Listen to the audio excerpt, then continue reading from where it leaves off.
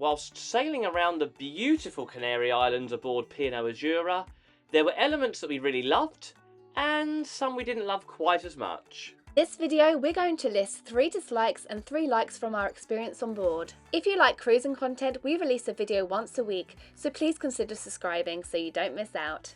Starting off with dislike number 1 is the buffet. We actually think this was potentially the worst buffet we'd ever seen at sea. It was just too small for the size of the ship and the amount of passengers on board. As well as not having the clearest layout, with people constantly using entrances and exits incorrectly. This resulted in buffet chaos, with passengers coming from multiple directions. Making it extremely hard to actually get any food. I'm so hungry. On most occasions, we just gave up and settled for the Poolside grill or pizzeria. This meant eating more burgers, chips and pizzas than we would have liked. But with the limited options available in the buffet, it wasn't worth inserting ourselves into the chaos. The few times we did go into the buffet, we rarely sat inside and usually went to sit near the terrace pool, as it was a lot quieter and we got to enjoy the beautiful weather.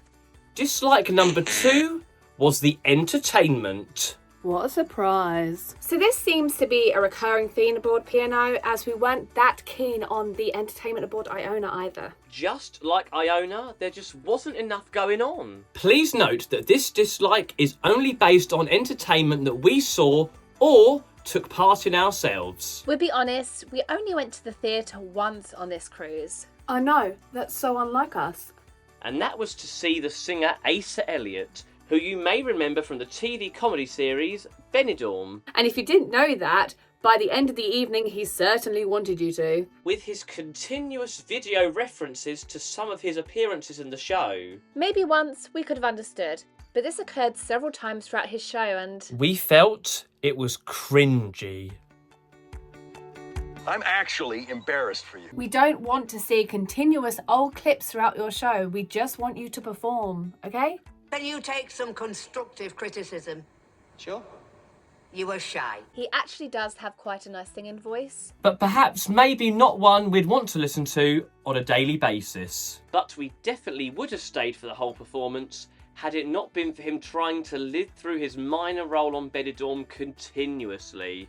A positive, they did actually have 3 cast shows throughout the week, which was more than Iona. We couldn't get to the first performance at 8:30 due to it clashing with our fixed dining time. And the second performance at 10:30 would have been a massive rush, as our dining experience was not slow, but it wasn't exactly fast. The poolside activities were good, however they were a bit repetitive, with a Guess the Tune quiz every day and music bingo on more than one occasion.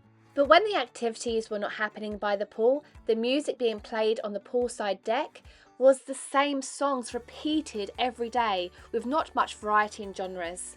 By the end of the week, we were sick of hearing the same music. Especially the song Young Girl, which we continuously heard over and over and over and over.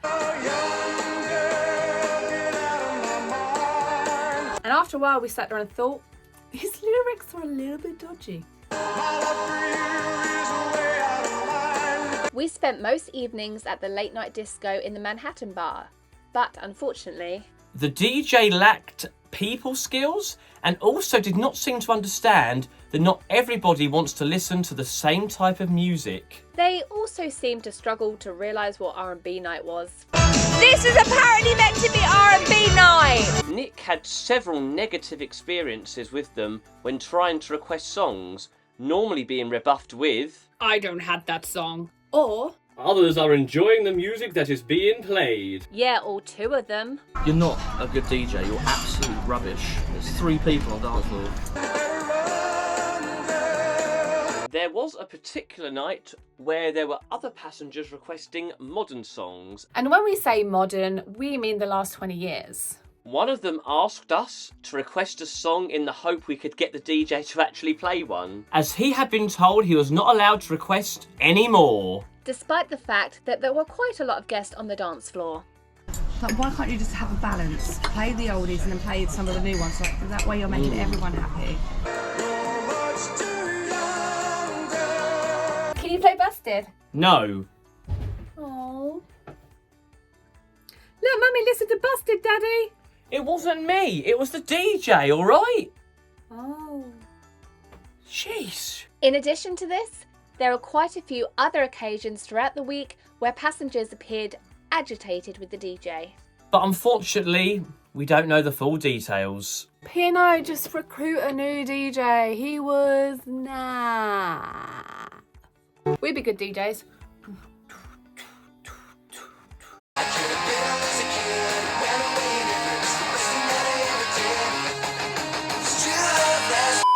However, this is not all negative, as we did really enjoy the performances of the comedian Jack Gledo. And we also really enjoyed the silent disco, which was held in Malabar. Sadly, the planned silent disco that was scheduled to be held on the pool deck was cancelled due to inclement weather. We tried as best we could to attend the nightly pub quizzes in Brodie's, even though the questions were rather difficult. Or we're just stupid. We also loved karaoke. I didn't. Well, you love singing. No I don't. You're just too young, girl.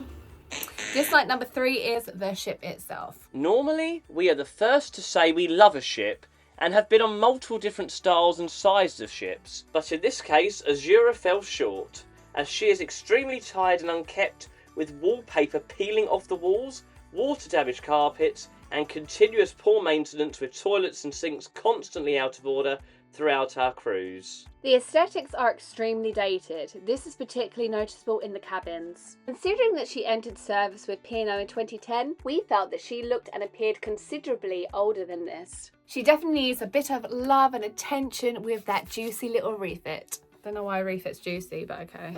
The next one being due in March 2025. We believe this would make a world of difference to her and make her seem like a completely different ship. We actually like the size of Azura and the layout. So it would be interesting to board her again after her glow up. Oh! In case you're wondering who we are and this is your first time on our channel, I'm Amy. And I'm Nathan. And together we are Namey Does Cruising. Might have already noticed that we're two goofballs who vlog our cruising experience. And post review videos. Like this one. So if you fancy cruising with us, press that subscribe button and join the randomness. Let's move on to the positives. Like number 1 was the size, design and layout of the venues on board. Yes, she is tired, but we found the venues to be really quirky and individual. We love the palm trees in Malabar to the chill vibe that the Blue Bar gave us. And we particularly liked the layout of the Manhattan Bar, which meant if you weren't on the dance floor, there were plenty of seats around to be able to chat comfortably. We also felt that Azura, like Iona, held its passengers extremely well.